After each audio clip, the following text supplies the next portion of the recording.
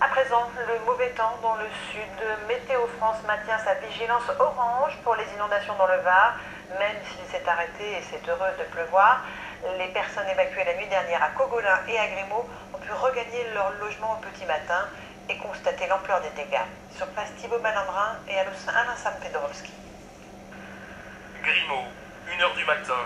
Il pleut en continu depuis le début de soirée. Plusieurs rivières vont déborder. Les pompiers décident d'évacuer les occupants de ces mobilos.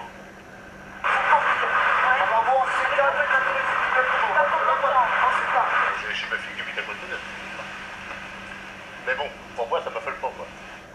Ils sont une soixantaine à finir la nuit dans la salle des fêtes de Grimaud. Il y avait de l'eau, cet après-midi c'est redescendu, mais comme ils attendaient une nouvelle crue, on est resté, on attend. Faut obéir.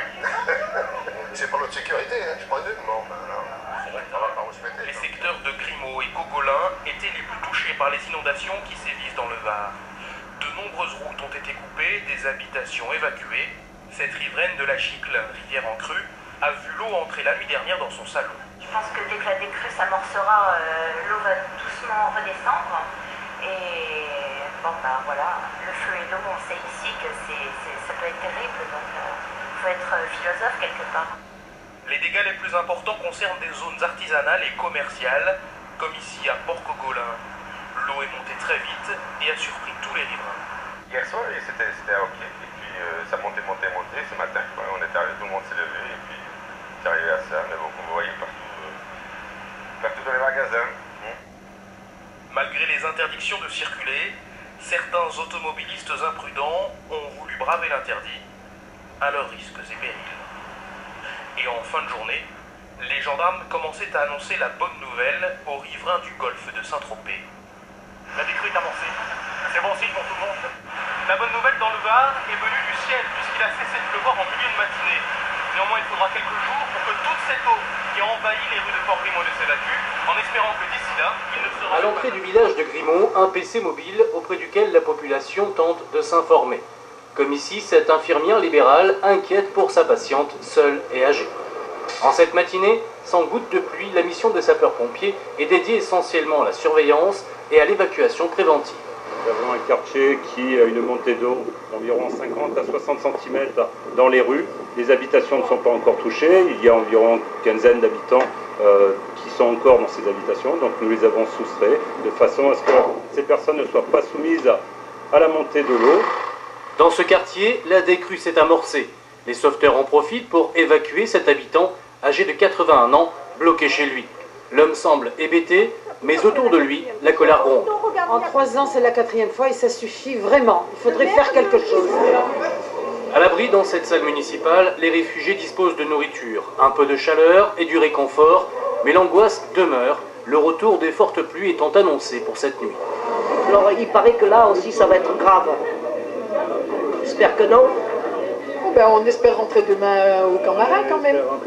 Non, je crois qu'ils vont nous laisser la nuit. Du côté des équipes, il faut donc s'organiser, mais seuls 20 matelas sont disponibles. On va se débrouiller, on a quelques matelas, et puis sinon bon, on a mis la télé, il y a des chaises, on fera au mieux pour la nuit, quoi. Dans le secteur de Grimaud-Cogolin, le plus difficile est peut-être à venir. Un peu mieux, sauf dans le sud de la France, dans le Var surtout, toujours sous la menace des intempéries, je vous le disais, le département qui était déjà en alerte orange aux inondations vient de repasser en alerte orange aux fortes pluies, valable au moins jusqu'à demain matin à 6h. On va tout de suite rejoindre dans le Var notre envoyé spécial Christelle Méral. Christelle, bonjour. Je le disais, la situation est loin de s'arranger. Au contraire, de nouvelles localités sont touchées par les inondations. Bonjour Samuel, effectivement de nouvelles communes sont touchées par les inondations. Cogolin, Colobrières et Grimaud, où nous nous trouvons. Regardez, la rivière qui se trouve derrière moi est sortie de son lit. La nuit dernière, il est tombé jusqu'à 70 mm d'eau dans ces communes. Les pompiers, les gendarmes sont en train d'évacuer le quartier. Plusieurs dizaines de personnes ont déjà quitté leur maison. Par ailleurs, la situation s'aggrave aussi à Fréjus. 350 personnes ont été évacuées ce matin préventivement dans un quartier qui avait déjà été évacué dimanche dernier. La situation ne va pas s'arranger cet après-midi, vous l'avez dit Samuel, le département du Var est déjà en vigilance vigilance orange pour les crues, les inondations, et il vient de repasser en vigilance orange pour les pluies. Il devrait recommencer à pleuvoir à partir de 16 h et jusqu'à demain matin. La préfecture appelle à la plus grande vigilance. Plusieurs routes sont inondées. Il y a également beaucoup de vent. Prudence donc à tous si vous devez prendre la route dans le Var. Christelle Lemaitre, vous l'avez entendu, la pluie a enfin cessé dans le Var, mais le département reste placé en vigilance orange en raison de risques de crue. Météo France parle d'un phénomène d'une durée exceptionnelle. 5 jours que les habitants se battent contre les intempéries. Christelle Méral et Annelise Berthiaud se sont rendus à Grimaud et à Cogolin, 2 communes particulièrement touchées. Impossible aujourd'hui de distinguer la route dans ce secteur de Grimaud près de Saint-Tropez. Hier soir, ce groupe a été évacué. Ils ont dû quitter rapidement leur caravane face à la brusque montée des eaux. Hier, j'avais de l'eau jusqu'à presque la taille en fait. Ici, avec ma fille, pour traverser, c'était... On avait peur, on a appelé le bureau qui nous a évacués, ils ont porté ma fille. Ça, c'était impressionnant. Cet après-midi, ils sont venus constater les dégâts. Non, on n'a pas de courant, on n'a rien. Je ne sais pas comment on va faire. Cette nuit encore, Angélique et sa fille vont dormir dans la salle municipale, mise à disposition des rescapés. Cette femme de ménage ne veut plus retourner dans sa caravane, mais elle n'arrive pas à trouver un appartement. Les logements, c'est très difficile ici maintenant.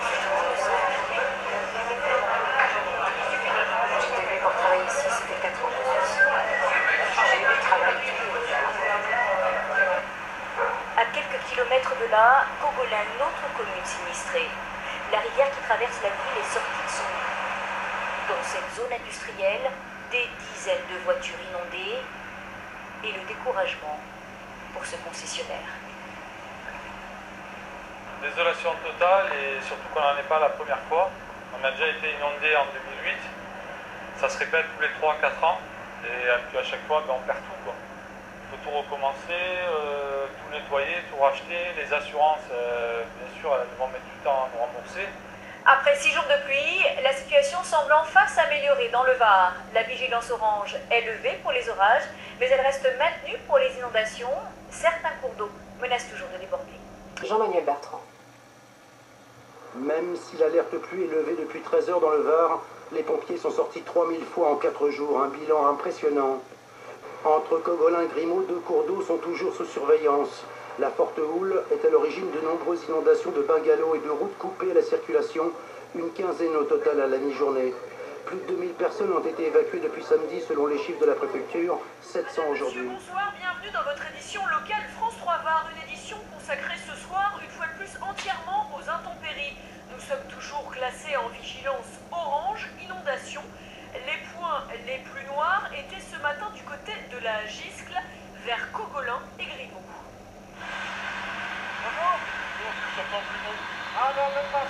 Sans complexe, l'eau, au fil des heures, submerge les routes. Plus d'une dizaine, souvent des départementales, entre Grimaud, Cogolin et la Croix-Valmer, penchent Saint-Tropez de tout. Certains audacieux bravent les interdits, d'autres plus sages rebroussent chemin. J'ai tourné pendant 1 h 30, donc toutes les voies étaient coupées. Voilà, donc j'ai appelé ma responsable et je me rends à mon travail. Ça veut dire que là-bas, c'est quoi? C'est catastrophique? Oui, exactement. Oui, c'est catastrophique. Sans relâche, la nuit dernière, puis des rafales de vent à 120 km/h ont balayé l'entrée du Golfe, installant le chaos. Hier soir, quelques touristes anglais ont été évacués d'un camping bordant le littoral aux allures dévastées. Ils ont rejoint les habitants d'un lotissement vidé le matin même. Là, à l'heure qu'il est, on a 85 personnes et on en a plus d'une centaine qui sont passées entre hier soir et aujourd'hui. Des gens qui viennent essentiellement des environs. Voilà, Grimaud et Cogolin essentiellement. Entreprise à l'arrêt, voie d'accès impraticable, coupure d'électricité et d'eau, quelques 300 pompiers de la région et de l'Aude ont effectué de nombreuses opérations de sauvetage, de sécurisation. À la mi-journée, la Molle, d'habitude si paisible, avait pris ses aises. Enfin, vers 16 h, une lueur d'espoir pointait à l'horizon.